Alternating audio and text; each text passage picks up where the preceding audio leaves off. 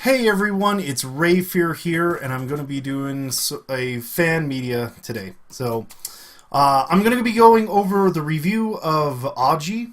It's a Netflix original, and the reason why I'm going over this is a recent series that I've watched, and there was another Netflix anime that I watched recently that was really good, and this was on the anime list, so I was like, okay, I'll watch it. Now, I first must disclose these two things before I go on. And first, I do not feel this is an anime. Okay, here's my reason why. Before I go on to anything else, is first, what I consider to be anime is it's hand drawn and it has to be hand animated, and all the assets. Same with that.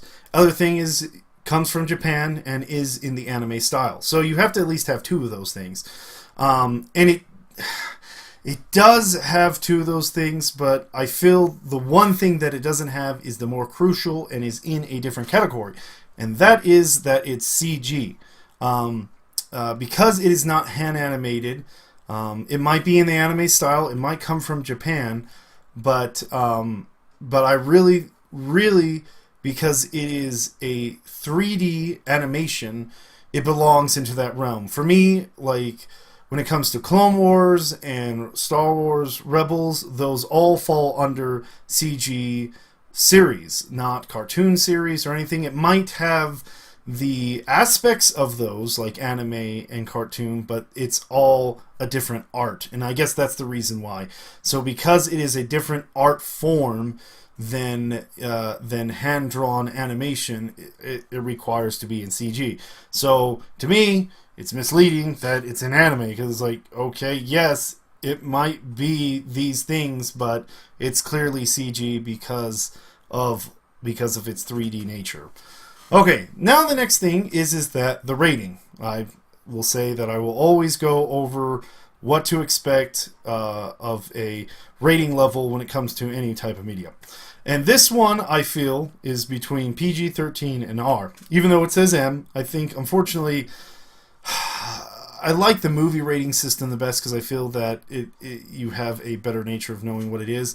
I don't know, games, even though they do say all these titles, I still feel that they're somewhat vague and it doesn't have that thing. In TV, it does have that too, but I go by movies, so it's in between. It's not quite R and it's not quite PG-13.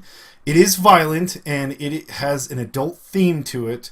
So a lot of things that they do is very on that edge of it's not a happy-go-lucky show. It's very drama, but when it comes to graphic, it's not as graphic. There's a lot of implying things, and that's when I feel you hit R, when you hit that gore mark, or that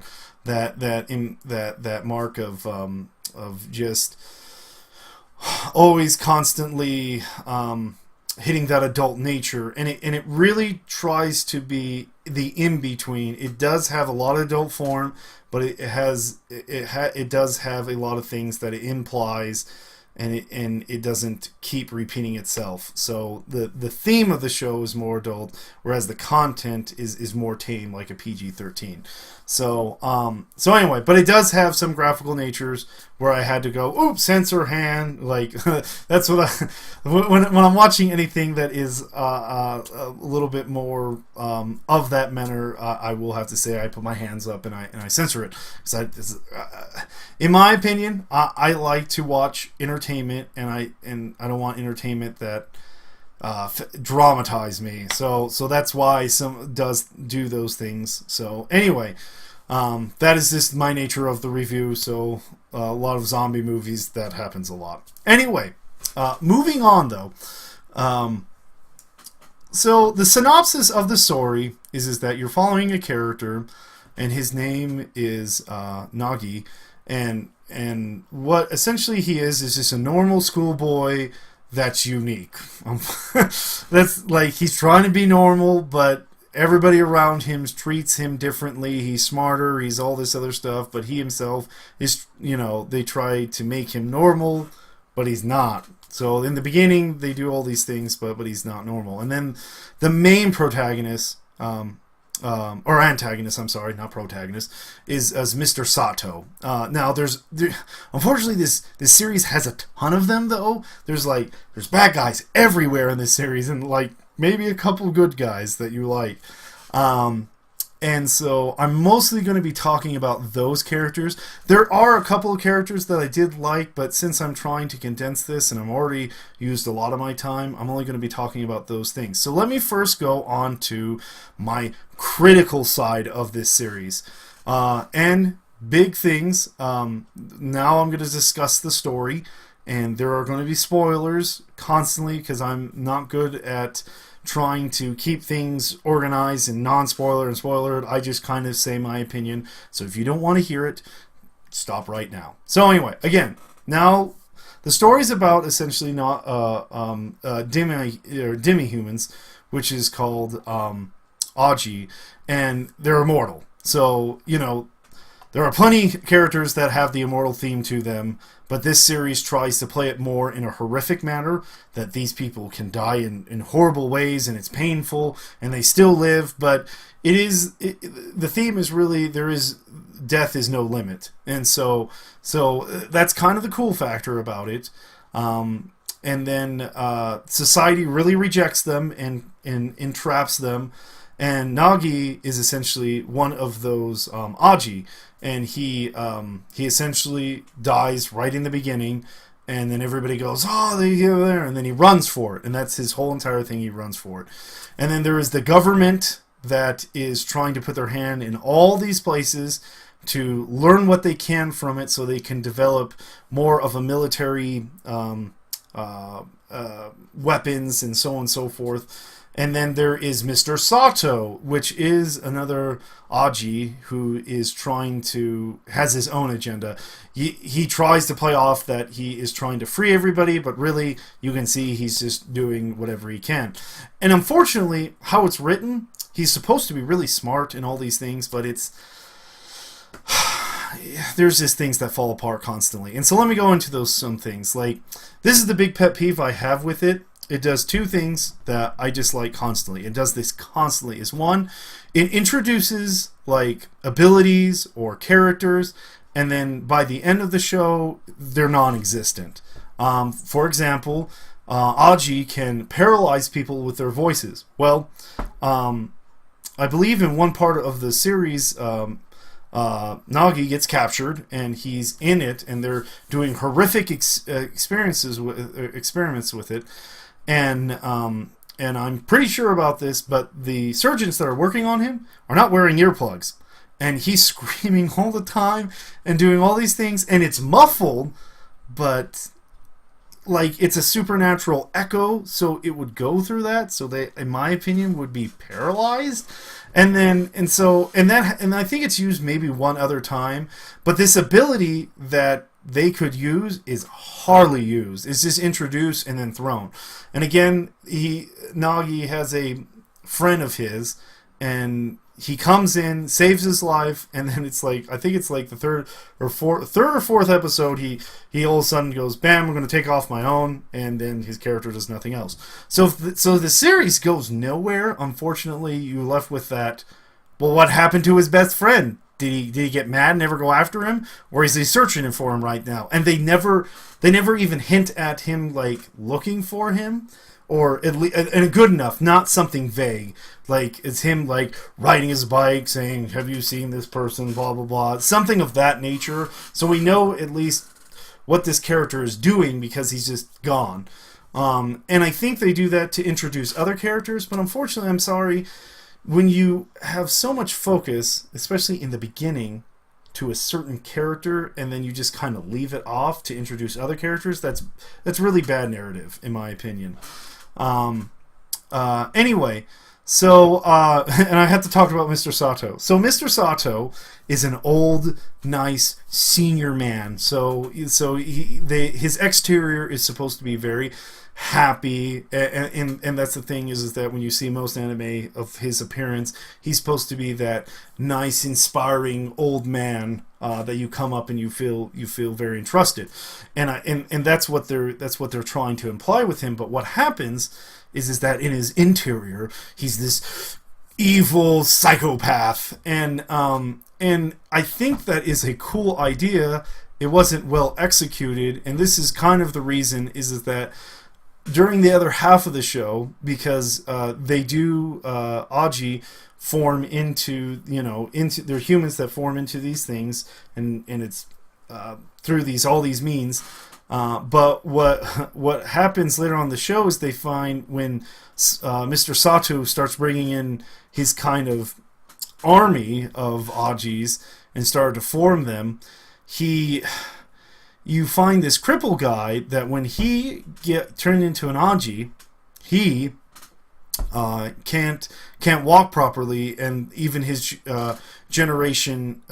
regeneration doesn't affect that. And it's like, oh, okay, well, that's cool. So he always has that defect. But the problem with doing that character is that Mr. Sato's an old man. So now that suspension of belief of, oh, okay, Aji are superhumans, and that they just get all these powerful and do all these things, and they're useful because Mr. Sato acts like he's like in his mid-20s, early 30s, in his prime, doing all these like spectacular feats. And if that cripple guy couldn't have those abilities when he turned into it, Mr. Sato, if he's an old man, would be going, I have a gun, I'm old. And so when I saw that, I was like, so, and again, that is just a prime example of what happens constantly in this. So, and I'm going to have to talk very briefly upon the shotgun scene. So, again, another big complaint about this story is that there's this huge shotgun scene with Mr. Sato, and he's doing all these things because essentially it's a big plot, and that scene, even though it was cool, essentially he is trying to take down a corporation and puts a building or demolishes a building on top of another building, destroying the corporation. And it was cool to see him fall, but the problem with that scene is when he would land, even though he's immortal, he would go splat, and then he would be in rubble. So the government would just come and just put him in bags and be able to take him off to prison. So they act like, again, he came up and he was all fine.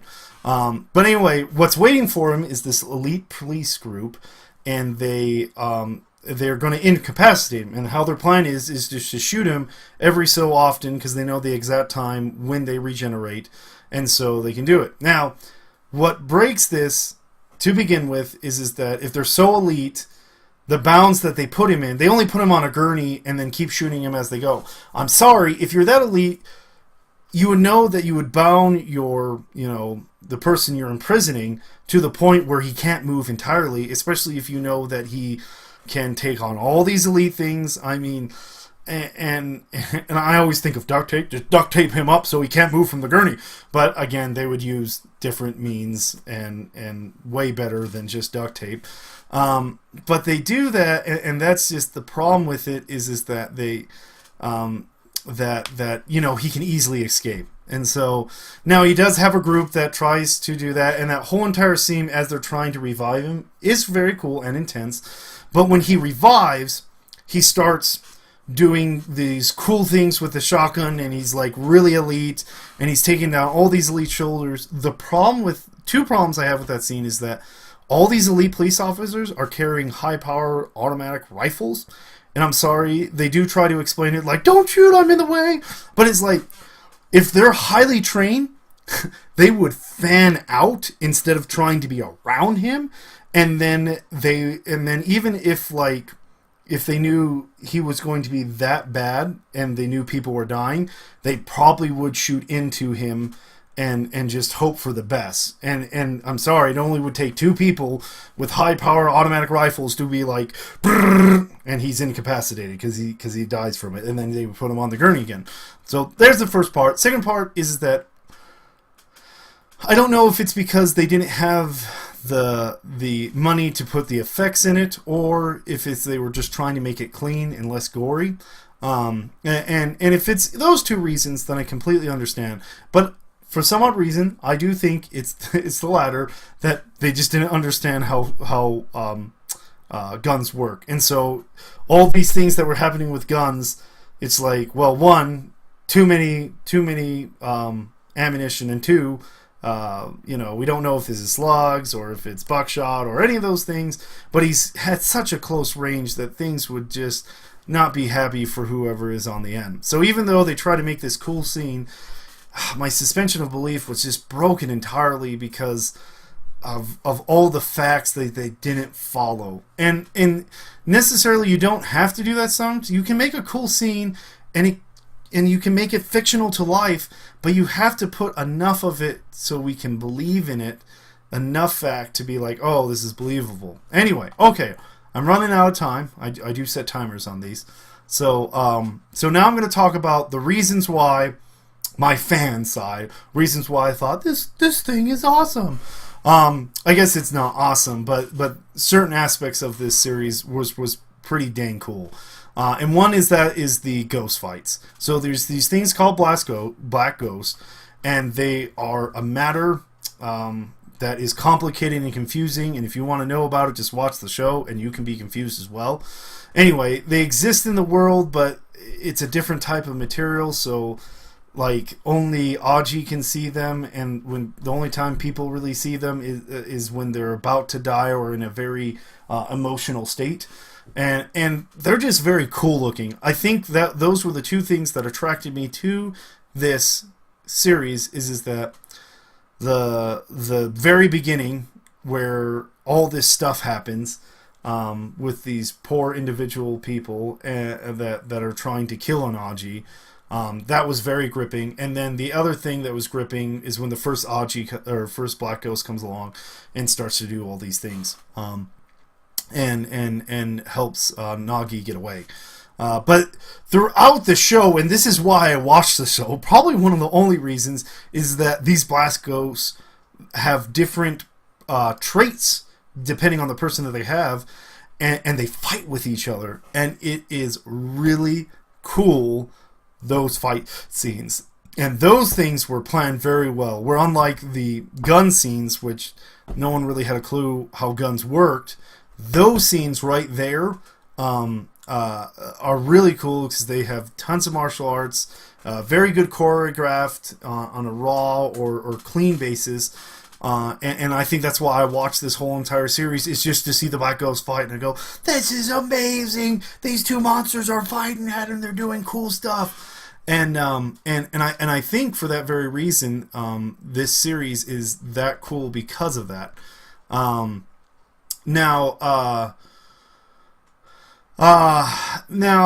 overall, I think, as you heard, I had a lot more to complain about than a lot more of its cool aspects. But there are some scenes in here that are really cool. Narrative-wise, I would say if you're huge on that, probably don't watch this series because it's going to constantly bug you. Especially if you know facts and some of this stuff. But again, it's trying to go off the more horror aspect of dying unlimited deaths, and just the fight scenes with the Black Ghosts and those things alone were really cool. And as I said, there are some scenes that you'll probably not see in other things, like Mr. Sato riding on that building all the way down. There is a character, which I guess is probably the only other protagonist that works for the government, kind of forced to, because she is an Ajin as well. But she is a really cool character. Unfortunately, she's not developed well. Like, that's one of the characters, like, oh wow, I like your design really well, but I would like to know more about this character to be attached to it. And so if you're just looking for there are a lot of situations where it is intense, so if you're not all about that intensity, don't watch it. But it does have a lot of that intense atmosphere and that a different side of mortality in a horrific manner that I've never seen before. And so and so that was interesting about it. But mainly, I watched it for the Black Ghost fight scenes. So, and would I say I would like to see a second version of this series? Yes. And the reason why, just Black Ghost. So, so anyway, that's all going to be it for this review, and I thank you for listening to me. Again, if you guys have any questions for me, always just go to my website, send me through my contacts, and I will try to take some time out and talk about these things. But anyway, thank you for listening, and I will talk to you later.